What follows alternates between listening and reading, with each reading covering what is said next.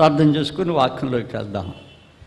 కృప కలిగిన మా తండ్రి, దయ కలిగిన దేవా, నీ పాదాలకు వందనాలు చెల్లిస్తున్నాం. ఇదిగో తండ్రి, ఈ సమయంలో నీ పాదాల దగ్గరికి వస్తున్నాం. ఈ దినం మా కొరకు ఏమి దాచిపెట్టావో నీ మాటలే మాకు అందించండి. అల్పుడునైనా నన్ను దాచిపెట్టండి నాయన. నా నోటి మాటలు, నా హృదయ ధ్యానాలు నీ దృష్టికి అంగీకారమగు రైతుగా నా నోటికి నీ వాక్యం అనే కళ్ళెమేయండి. నా మనసుకి నీ ధ్యానం వేయండి.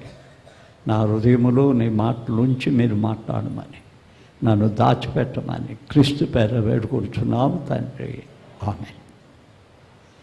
యేసు ప్రభువారు ఈ భూలోకానికి రావటం దేవుని యొక్క అనంతమైన ప్రేమను ప్రత్యక్షపరచడానికి ఆయన ఈ లోకంలోకి వచ్చాడు.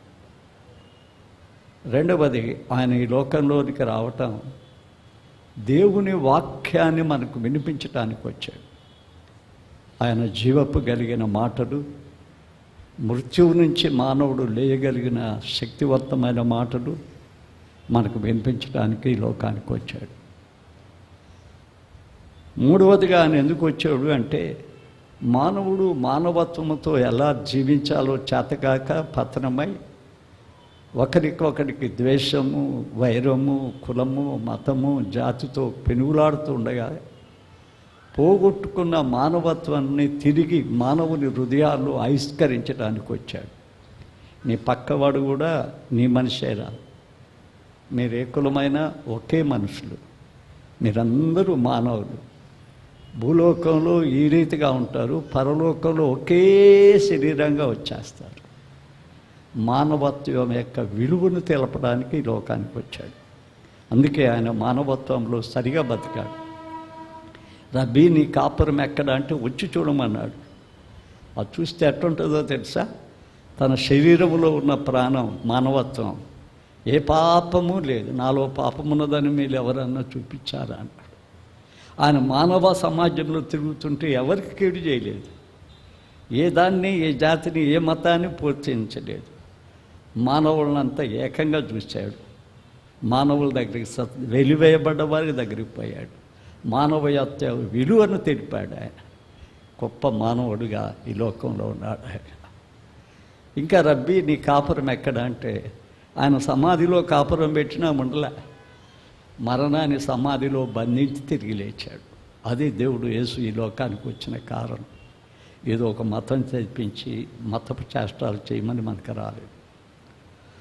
ఆ దేవుని యొక్క ప్రేమ ఎలా ఉంటుందో కొన్నిసార్లు ఆయన స్వస్థపరిచిన వారిని, ఆయన ఉపమానాలను చూస్తే మనకు బయటపడుతుంది. ఇదినో మనం ఒకటి చూస్తున్నాం. ఆ ప్రేమామయుడైన దేవుడు ఈ లోకంలో సంచరించేటప్పుడు ఆయన కొన్నిసార్లు ఎరుకో పట్టణానికి వెళ్ళాడు. ఎరుకో పట్టణానికి వెళ్ళాడు. ఎరుకో పట్టణానికి ఆయన వెళ్ళకూడదు, అది శపించబడ్డ పట్టణం. ఆ పట్టణంలో మంచినీళ్ళు లేవు అసలు. దానిలో మంచినీళ్ళు తెలిసి అది పెట్టాడు. ఆ పట్టణం పాప భూయిష్టమైన పట్టణం. ఆ పట్టణం పాప భూయిష్టమైన పట్టణం. కాబట్టి దేవుడు పాప భూయిష్టమైన ఈ మానవలోకానికి వచ్చాడు. మానవ ప్రపంచం ఒక ఎరుకో లాంటిది. ఈ ఎరుకో పట్టణం శపించబడి పాపముతో నిండబడి నిత్య నరకానికి సాతానుడు లాక్కుని వెళుతుంటే, ఆయన అనంతమైన, అలసిపోని, అవధులు లేని, అంతము కాని ఆయన హృదయ వాంఛ, తన స్వరూపంలో చేయబడ్డ మానవుని రక్షించాలని చిన్న బాబుగా ఒక స్త్రీ గర్భములో ఇమిడిపోయాడు. అంతగా శిలువ మరణము పొందినంతగా తగ్గించుకున్నాడు. అది యేసు ప్రభు చేసిన పని. అక్కడికి రావటమే కాదు, ఎరుకోకి రావటమే కాదు, ఆ దారిలో పోతూ ఉంటే ఒక గుడ్డివాడు ఉన్నాడు. ఇది ఆ గుడ్డివాడిలో ఉన్న సుగుణ సంపత్తి మనలో ఉందేమో చూసుకుందాం. ఒక గుడ్డివాడు ఉన్నాడు. వాడు ఎంత మంచి గుడ్డివాడో, చాలామంది పేర్లు గుళ్ళో బైబిల్లో రాలేబల్లా. వాళ్ళ తండ్రి పేరుతో రాయించుకున్నాడు, తిమ్మయ్య కుమారుడైన బర్తిమా అని. తిమ్మయ్య కుమారుడైన బర్తిమా అని రాయించుకున్నాడు. మనం కూడా ఆ పేరు రాయించుకోవాలి. తిమ్మయ్య కుమారుడైన బర్తిమాని రాయించుకుంటే జీవగ్రంథంలో కూడా మన పేరు రాయబడాలి. ఎందుకు రాయించుకున్నాడు? ఎందుకు అంత విలువలు అతనికి వచ్చాయి? ఒక గుడ్డివానికి, తోవ పక్కన పడి ఉన్న గుడ్డివానికి చిన్నపిల్లోడు కూడా దగ్గరికి రానేడు. ఎప్పరా గుడ్డివాడా అంటాడు. ఏ గుడ్డివాడు సమీపానికి రానేడు. అలాంటి గుడ్డివాడిని బాగు చేసి ఆ గుడ్డివాడిని పేరు బైబిల్లో రాయటానికి ఎప్పుడన్నా మీరు ధ్యానించారా? కారణం ఏంటి? ఇక్కడ చూస్తున్నాం మనం. ఆ గుడ్డివాడు త్రోవ పక్కన పండుకొని ఫస్ట్ కారణం ఏంటంటే యేసుని ఆయన అక్కడ ఆ సమూహం ఉన్న యేసుక్రీస్తు వాళ్ళందరూ కలిసి వస్తున్నారు. ఆ సమూహం అంతట్లో ఉండి విన్నది ఏంటంటే యేసు ఎవరంటే నజరేయుడైన వాడు అని చెప్తున్నారు. ఈనాడు యేసు ఎవరు అంటే మనం సరిగా జవాబు చెప్పలేకపోతున్నాం. ఆయన ఏ కులానికో దేవుడు, ఏ మతానికో దేవుడు, ఏ దేశానికో దేవుడు అని చెప్తున్నాం. ఆయన ప్రజలందరికీ కలిగొచ్చే సంతోష వర్తమానం అని చెప్పడం లేదు, ప్రజల్ని కలపటం లేదు. ఆయన లోకరక్షకుడు అని చెప్పటం లేదు, ఆయన లోకాన్ని వెలిగించడానికి వచ్చాడు అని చెప్పటం లేదు. మానవ జీవితాలను చైతన్యపరిచి పరలోకవాసులుగా చేయటానికి వచ్చాడని చెప్పడం లేదు. ఆయన మా రక్షకుడు అని చెప్పడం లేదు. వారు యేసుతో ఉన్నవారే యేసు అర్థం కాలేదు వాళ్ళకి. ఏమంటున్నారు వాళ్ళు? నజరేయుడు అంటే బైబిల్ ఏముందో చెప్పండి. నజరేతులో నుండి ఏ మంచిది రాదు అంటే వారు యేసు ప్రభువుని మంచివాడిగా ప్రజెంట్ చేయలేకపోతున్నారు. ఆయన ఒక నజరేతు వాడే అని చెప్తున్నాడు. ఈనాడు మనం ఏం చెప్తున్నాం సమాజానికి? యేసు ఎవరంటే ఏం చెప్తున్నాం? మన క్యారెక్టరు, మన జీవితం, మన గృహాలు ఏమి సందేశాలు ఇవ్వబోతున్నాయి? యేసుని గురించి ఏమి సందేశాలు ఇవ్వబోతున్నాయి? యేసుతో ఉన్నారే కానీ వాళ్ళు యేసువారు కాదు. 5 రొట్టెలు 2 చేపలు పంచుతుంటే తింటున్నారు. యేసుని సిలువేసేటప్పుడు ఏమని అరుస్తున్నారు? స్వార్థానికి, స్వనీతికి, స్వచిత్తానికి వెంబడిస్తున్న ప్రజలు వాళ్ళు. ఒక గుడ్డివాడు యేసుప్రభు దగ్గరికి వస్తూ ఉంటే, యేసుప్రభుని పిలుస్తుంటే, దావీదు కుమారుడా యేసు అని పిలుస్తుంటే వాడిని నెట్టివేయటానికి చూస్తున్నారు. వాడు సామాజిక వ్యవస్థలో వాడి స్థానాన్ని చూపించి వాడిని నెట్టివేయటానికి ప్రార్థిస్తున్నారు. చూసారా? అలాంటి వారి మధ్య. కానీ ఇతనికి వారు చెప్పింది ఏందంటే నజరేతు అని చెప్పాడు. నజరేతులో నుండి ఏం మంచిది రాదని చెప్పాడు. కానీ ఈయనేం పిలుస్తున్నాడో తెలుసా? యేసుప్రభు నేను ఎప్పుడో తెలుసుకుని ఉన్నాడు. ఆ అడుక్కుంటున్న సమయంలోనే యేసుని గురించి విన్నాడు. అడుక్కుంటున్న పరిస్థితుల్లోనే యేసుడు తన హృదయంలో చేర్చుకున్నాడు. అందుకని ఇక్కడ ఆయన వేసే కేక ఎంత మంచి కేకేస్తున్నాడు చూసా? దావీదు కుమారుడా యేసు నన్ను కరుణించు. ఆ గుడ్డివానికి తెలిసినంతగా మనం తెలిస్తే ఎంత బాగుండు మనకు. వాళ్ళు ఏమంటున్నాడంటే దావీదు కుమారుడా అంటున్నాడు. రాజా నా హృదయంలోకి రావా ఒక్కసారి. నా హృదయంలో ఉన్న సాతాను సింహాసనం అంతా కూలిపోద్ది.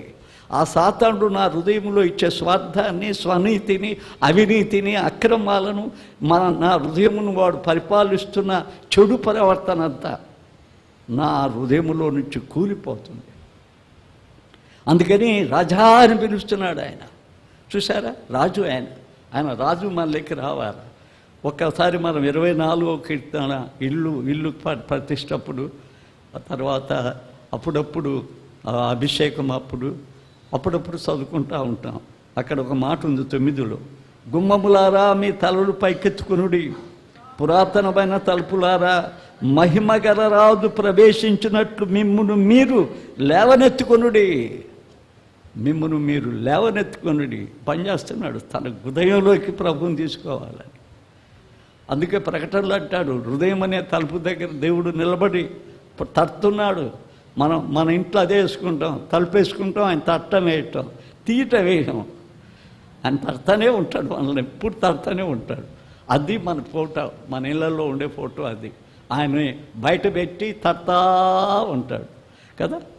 మనం క్రిస్మస్ సమయంలో మనం చెప్తాం, ప్రభా నువ్వు అట్టే ఉండు, మేము పండుగ చేసుకుంటాం, నీకు దండలు వేస్తాం, క్రిస్మస్ ట్రీ పెడతాం, మా పంచి స్టార్ పెడతాం, బ్రహ్మాండమైన పండుగ చేస్తాం. నువ్వు బయట ఉంటే, నువ్వు లోపలికి వస్తే చేయలేమేమో.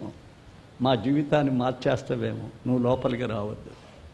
కానీ ఈ గుడ్డివాడు ఏం చేస్తున్నాడు? రాజా రాజా నా లోపలికి రావాలి. హృదయ అంతరంగంలో ఉన్న సింహాసనాన్ని రాజు ఏలాలి, అది ఆయన పిలుపు. రెండవదని పిలుస్తున్నాడు తెలుసా? రక్షక. ఆయనకి రక్షకుడు అని తెలిసిపోయింది. ఆయనకి రక్షకుడు అని తెలిసిపోయింది. ఆ గుడ్డివాడికి ఏమని తెలిసిపోయిందంటే యేసుక్రీస్తు ప్రభు ఒక పెద్ద రక్షకుడు, రక్షించడానికి వచ్చాడు అని తెలిసిపోయింది. యేసు అంటున్నాడు. యేసు అంటే ఇది మనకు తెలుసు. మత్తయి సువార్త 1:21లో ఆమె ఒక కుమారుని కనును పాపముల నుండి ఆయన రక్షిస్తున్నాడు కాబట్టి ఆయన రక్షకుడు అని పేరు పెట్టినాను. కొంచెం ఖచ్చితంగా చెప్పలేదు, దాని భావం అని చెప్పాను నేను. ఆయన రక్షకుడు అని మత్తయి 1:21లో రాయపడి. యేసు అంటే రక్షకుడు. ఈ సమయంలో ఇంకోటి కూడా విన్నాం మనం. పాత నిబంధనలో దేవుడు వేరు, కొత్త నిబంధనలో దేవుడు వేరు అనుకుంటున్నాం కదా. వాళ్ళ పేర్లు ఇద్దరు ఒకటే. యెహోవా ఎబ్రీ పదం రక్షకుడు, యేసు గ్రీకు పదం రక్షకుడు. ఓబద్య గాడ్ సర్వెంట్, ప్రభుదాసు దేవుని సర్వెంట్. అది ఎబ్రీ పదం, ఇది తెలుగు పదం. కాబట్టి ఆ యేసు ఏమంటున్నాడు ఇక్కడ? ఇంకొక మంచి మాట ఉంటాడు, నన్ను కరుణించు. ఎవరిని అడగలేదు, ఆ శిష్యులను అడగలేదు, ఎవరిని అడగలేదు. ఇది నాల మనుషుల దగ్గరికి పోతున్నారు, మనుషుల దగ్గరికి పోతున్నారు. ఈనాడ మనుషులను ఆశ్రయిస్తున్నారు, మనుషులను దేవుడిగా భావిస్తున్నారు. ఓ మావాడు వీడు మావాడు అనుకుంటున్నారు. మానవత్వం చచ్చి క్రైస్తత్వము వారిలో నుండి పారిపోయి సాతానునీయమైన క్రైస్తవ్యం కలిగిన వారు అలా ప్రవర్తించటం అసలు ఎంత భయంకరమైందో వారి జీవితం రేపు కదా. కరుణించమని ఎవరిని అడగగలుగుతున్నాడంటే ఒక యేసుని అడగగలుగుతున్నాడు. వాడు అడుక్కునేటప్పుడు ఎంతోమంది భిక్షమెచ్చిపోయి ఉంటాడు, వాళ్ళని ఎవరిని అడగలేదట. అది అడిగాడు కానీ రక్షకాలను రక్షించు దావీదు కుమారుడని ఎవరిని అడగలేదు. వాడు కన్ను లేకపోయినా వారి హృదయాంతరంగములో నుంచి వచ్చిన ఆ పెద్ద కేక, ఆ అత్తనాదం, ఆ యొక్క నిర్మలమైన కేక. ఎప్పుడైనా నీ జీవితంలో యేసుని గురించి అలాంటిగా పిలిచావా? దావీదు కుమారుడా, రారాజా, నా హృదయంలోకి రమ్మని ఎప్పుడైనా పిలిచావా? నా రక్షక, నేను పాపంలో పడి మునిగిపోతున్నానయ్యా, నన్ను రక్షించమని ఎప్పుడన్నా అడిగావా? నన్ను కరుణించు దేవా అని ఎప్పుడన్నా ప్రార్థించావా ఆయన దగ్గర? చూడండి ఎంత మంచి బ్యూటిఫుల్. గుడివాడైనా ఎంత మంచివాడు, ఎంత మంచివాడు ఆ గుడ్డివాడు. ఆయన కాకేస్తుంటే యేసుక్రీస్తు ఉన్న వాళ్ళకి ఏమైందో తెలుసా? యేసుక్రీస్తు ఉన్న వాళ్ళకి గుడ్డోడైంది రావటం, నరుమోయ్ కదా. చాలామంది ఈ దినాల్లో ఏం చేస్తున్నారంటే పెద్ద పెద్దవాళ్ళు, మేము రిచ్ చర్చికి వెళ్తాం. కొంతమంది ఏమంటున్నారంటే మాది కాస్ట్లీ చర్చ్, కాస్ట్లీ చర్చ్. నెల్లూరులో కూడా చెప్తున్నారు మాది costly church, rich church, AC ఉన్న చర్చ్. యేసుప్రభా భేదం చూపలా. సమరీ మారిన తర్వాత, ప్రభువా నువ్వు యెరూషలేములో ఆ పెద్ద దేవాలయంలో ఉంటావా, లేకపోతే మేము గెరేజం కొండ మీద కట్టుకున్నాం చిన్న దేవాలయం, వాళ్ళు మమ్మల్ని ఆ దేవాలయాన్ని కట్టడానికి రానిలేదు, తరిమేశారు, ఎక్కడుంటావు అంటే ఆయన స్థలానికి ప్రాముఖ్యత ఇలా, సమయానికి ప్రాముఖ్యత ఇలా. ఆయన ఏమన్నాడో తెలుసా? 3 చెప్పాడు. యథార్థంగా ఆత్మతో సత్యముతో ఆరాధిస్తే అక్కడ ఉంటానన్నాడు. ఇప్పుడు ఆ మాట చెప్పినందుకు ఏం చేస్తున్నారంటే దెయ్యాలు పట్టినట్టే ఎగురుతున్నారు, దురాత్మలు పట్టిన వాళ్ళు ఎగిరినట్టే ఎగురుతున్నారు. పరిశుద్ధాత్మ అంటే దేవుడు అండి. దేవుడు ఊగొస్తుందా, తూగొస్తుందా? శరీరాన్ని ఆస్పదం చేసుకొని ఎగురుతారా? చూడండి బైబిల్లో ఏముందో.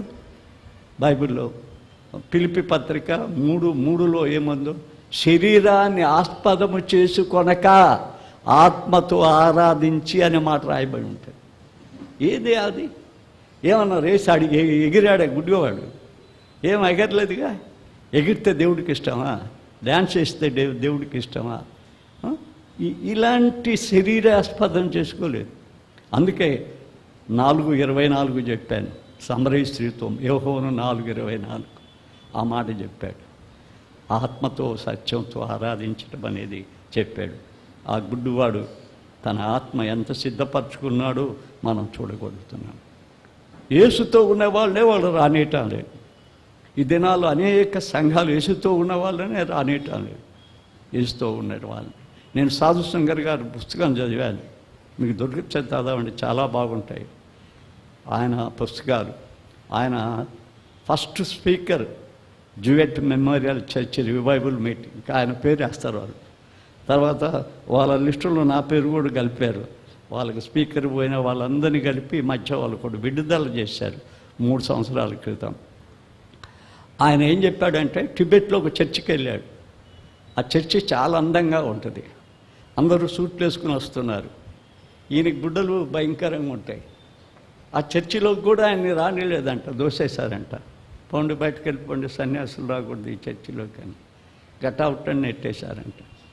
ఆయన ఏడ్చుకుంటా దారిలో ఆ కొండల్లో దిగిపోతూ ఉంటే ఒక స్వరం వచ్చిందట, నేను ఆ చర్చిలో లేను, నీకు తెలీదా? అలాంటి చర్చిలో నేను ఎందుకు ఉంటాను? వారికి వారు కనపరుచుకోవడానికి, వారి ఔదార్యాన్ని చూపడానికి, వారి వరాలు ప్రతిష్ఠించుకోవడానికి, ప్రదర్శించుకోవడానికి వచ్చే ఒక ప్రదర్శనశాల అది. నేను అక్కడ ఎందుకుంటాను? మనం ఇక్కడ ఆరాధించుకుందాం, మోకరించు, నేను నీతోనే ఉన్నాను, నేను ఆదృశ్య దేవుణ్ణి, నేను ఆడలేను. చూసారా, సాధుసింగ్ గారు రాస్తారు మాట. కాబట్టి దేవుడు అలాంటి స్థలాల్లో ఉన్నాడు. చూసారా, గుడివాడు కూర్చునే స్థలంలో ఉన్నాడు యేసు. వానికి యేసు తెలుసు. యేసుతో ఉన్నవారికే యేసు తెలియటం లేదు ఈ దినాల్లో. యేసుతో ఉన్నారు కానీ ఒక ఆధిక్యతలకో, లేకపోతే పాస్టర్ అని ఒక గౌరవానికో, రెవరెండ్ అనటానికో, లేకపోతే నా అంతర్జాతీయ ప్రసక్తి ఉన్నది చెప్పుకోవడానికో, నన్ను నేను పోక్సింగ్ చేసుకోవడానికో ఉన్నా నేను. లేకపోతే నేను విదేశ డబ్బులు కొట్టేస్తే చాలా బాగుంటాయి, చాలామంది నా దగ్గరికి ఆకర్షిస్తారు. వాడికి అంత డబ్బులు ఉన్నాయి, అంత పెద్దోడు నా దగ్గర బెచ్చడెత్తడానికి కూడా వస్తారు. కాబట్టి ఇలాంటి దౌర్భాగ్య దినాల్లో మనం ఉన్నాం. యేసుతో ఉన్నవారికి యేసు తెలియదు, యేసుని కరుణించేవాడని కూడా తెలియదు, యేసు కరుణిస్తాడని కూడా తెలియదు వాడికి. ఆయన పిలిచిన వాడిని విడిచిపెట్టడు అని కూడా తెలియదు.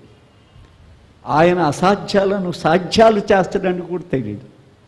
ఏమి లేని దానిలో నుండి సమస్తాన్ని సృష్టించాడని తెలియదు.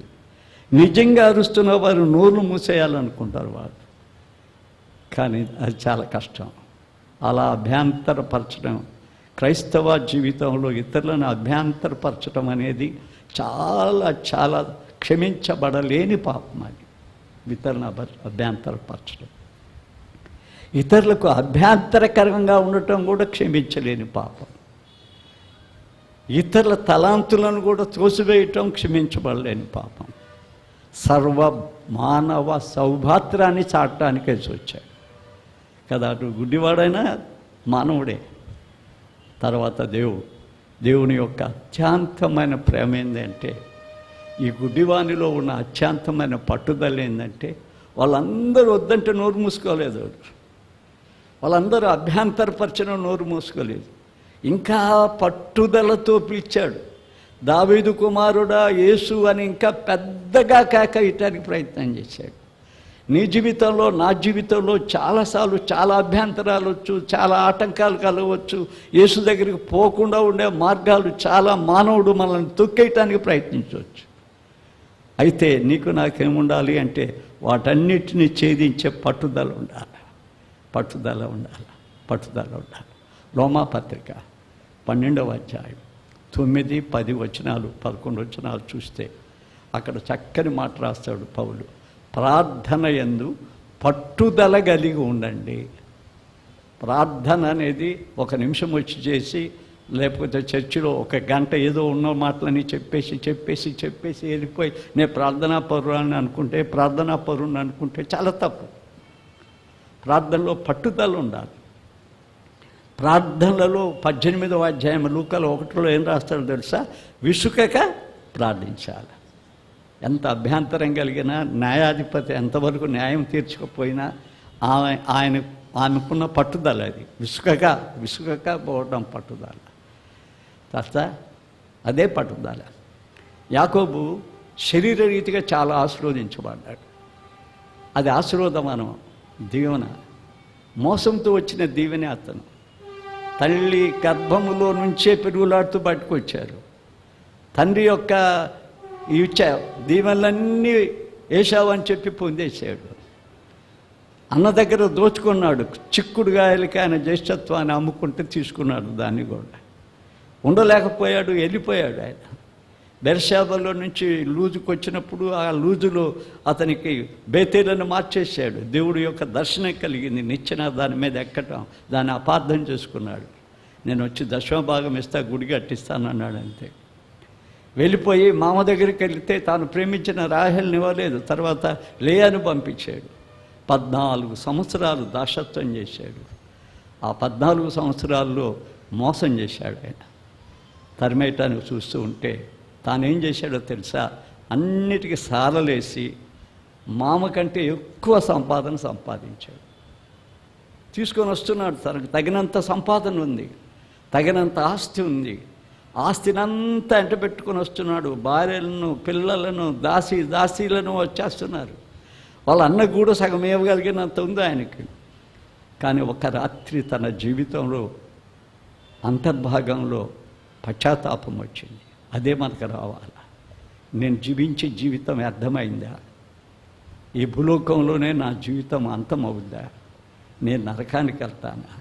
ఏంటి నా జీవితం? ఏంటి నా మోసం? ఏంటి నా ఎట్ట జీవిస్తున్నా? స్వపరీక్ష అనేది చాలా మంచిది. అందుకు ఇందాక పాడాం, త్రాహిమాన్ క్రీస్తునాథా అని. ఆ పాటలో ఎన్నిసార్లు మనల్ని ఎలా పరీక్షించుకోవాలో రాయబడి ఉంది. ఆ పాటలో ఎలా పరీక్షించుకోవాలో రాయబడి ఉంది. ఇంకా 70 వచ్చినాక ఒంటరిగా మిగిలిపోయినన్నాడు. వాళ్ళందరినీ పంపించేశాడు. ఒక్కడిగానే ఉండిపోయాడు. దేవునితో పోరాడాడంట. హోషేయ ఒక పెద్ద మాట అంటాడు, దేవునితో పోరాడంటే ఇదివరకు చూపించాను నేను, మళ్ళీ అవసరం లేదు. అది పోరాడాడంటే బతిమిలాడాడు, ఏడ్చాడు. నువ్వు నన్ను ఆశీర్వదించితేనే కానీ నేను పోలేను. ఆ పట్టుదల దేవుడు అతని చేతిలో ఓడిపోవటం కాదు, అతనికి విజయం ఇచ్చాడు, రూపాంతరం ఇచ్చాడు, పేరు మార్చాడు, కనపడ్డాడు, సూర్యోదయం అయింది, కన్నీరు ఇచ్చాడు, తన నేత్రాలకు కన్నీరు ఇచ్చాడు. అన్ననే ద్రోహం చేసి అన్న దగ్గరే డబ్బులు ఇచ్చి చిక్కుడు గాలి పెట్టి కొనుక్కున్నాడు. అన్న ఇస్తుంటే ఎందుకురా నాకు వద్దుపో, అది నీదే జ్యేష్ఠత్వం అనకుండా అన్నకంటే అధికంగా ఉన్నవాడు అన్న మీద పడి ఏడుస్తున్నాడు. అన్న మీద పడి ఏడుస్తున్నాడు. ఎవర్రా ఈ పిల్లలు అని అడిగితే ఏమన్నాడో తెలుసా? నీ దాసునికి దేవుడిచ్చిన పిల్లలు. ఒక చైతన్యవంతమైన మనసు, ఒక నవనీతమైన హృదయం, దేవుడు కలిగిన ఆత్మ, ఆ ఏకాంతంగా పట్టుదలలో ఆయనకు దొరికింది. అదే పని ఇక్కడ దొరికింది. యేసుక్రీస్తు ఏం చేశారో తెలుసా? ఆయన ఎంత ప్రేమ గలవాడంటే, చూసారా, ఒక పాపి యొక్క అర్థనాదానికి, ఒక గుడ్డివాడి యొక్క అర్థనాదానికి ఆయన పాదాలు ఆగిపోయినాయి అట్నే. కానీ కదల్లా. ఒక ఏదో గుడ్డివాడు బుల్లిస్తే దేవుడు కదల్లా, ఒక పాపి కలిస్తే దేవుడు కదల్లా. ఎంత ప్రేమ గలవాడు ఆయన. ఆ ప్రేమ కలిగిన వాడిని, ప్రేమ కలిగిన వాడని 4 గోడల మధ్య నుండి పోయి అందరికీ చెప్పమని దేవుడు చెప్తే ఎవరికి చెప్పం, మేమే మోసుకుంటాం ఆయన్ని. ఆయన మేమే తింటాం, ఆయన మాతోనే ఉండాలి. అందుకే పతనం అవుతూ ఉంటాయి. ఆయన మనం ఉంచుకోవటం కాదు, ఆయనకి ఇతరులకు పంచటం. ఆ ప్రేమను, అంత ప్రేమ గలవాడు. రక్తస్రావణం కలిగిన రోగం ఉంది. ఆమె చాలా ఇబ్బందులు పడింది, డబ్బంతా పెట్టేసింది. అక్కడ తల్లిదండ్రులు కూడా ఆమెను తరిమేసి ఉంటారు. తల్లిదండ్రులు కూడా ఆమె యేసుప్రభుని ముట్టితే బాగుండు, నాకు స్వస్థపడతానని యేసుప్రభు దగ్గరికి వచ్చి ముట్టింది, స్వస్థపోతుంది. చూసారా, అంతగా స్వస్థపడిన దాన్ని ఆమె నన్ను ముట్టింది ఎవరని ఎందుకు అడిగాడు? ఇప్పుడు సభలు అడిగినట్టు అడుగుతారా? డబ్బులు వేయించుకోవడానికి, ఇది నేను బాగా చేయటానికి అని చెప్పడానికి, ఇది నా శక్తి అని చెప్పడానికి, ఇది నా ప్రార్థన విలువ అని చెప్పడానికి యేసుప్రభు పిలిచాడు ఆమెని. అందరూ ఆమెను ద్వేషించారు. ఆ ద్వేషించడం వల్ల ఆమె చాటుగా రావాల్సి వచ్చింది. ఇప్పుడు ఆమెను లేపి ఏమంటాడు? మై డాటర్ అంటాడు. చూసారా, ఆమె ఆ స్త్రీని పట్టుకుని ఏమంటాడు? నా కుమార్తె, మై డాటర్. అమ్మా ఇక పాపము చేయకు, పోయి బ్రతకమని చెప్పాడు. ఎంత ప్రేమ గలవాడు. పాప భూయిష్టమైన ఒక స్త్రీతో కూడా అలాంటిది రాళ్ళేయాలని ఒక అభిచర్యం తీసుకొచ్చి నిలబెడితే ఆయన రాస్తూ ఎవడో పాపం లేనివాడు ఏమని చెప్పి ఆమెను కూడా అంటాడు మై డాక్టర్ అని. ఇక పాపం చేయకమ్మ అంటాడు అంతే. ఎంత ప్రేమ గలవాడో మన దేవుడు.